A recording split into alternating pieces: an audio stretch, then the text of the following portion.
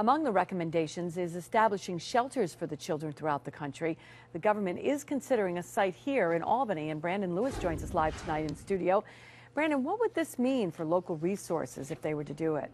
Well, Liz, it could actually be a benefit because the federal government would pay nonprofits to operate the shelter or provide supporting services. Supporters say the reality is these shelters are going somewhere in the near future to meet a need that already exists.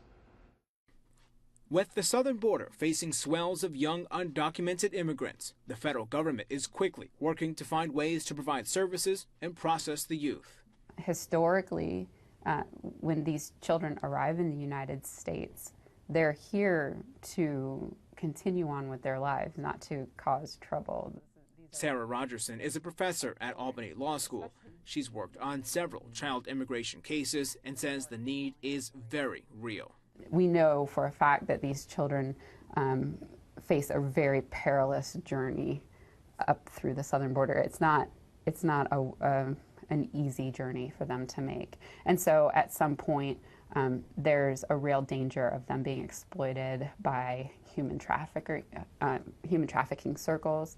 Typically, once apprehended by Border Patrol, they transfer to a shelter, one that could go at the old Kenwood Academy in Albany.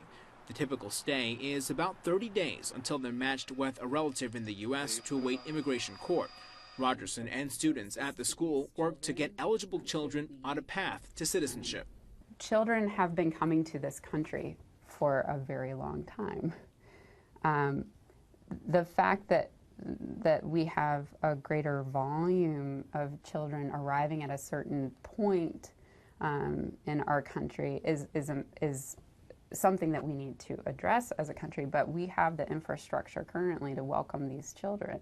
National supporters say the cost to provide shelter, food, education, and medical assistance won't increase since the U.S. has an obligation to step in. Opponents argue it's expensive and will overwhelm an already lengthy immigration process.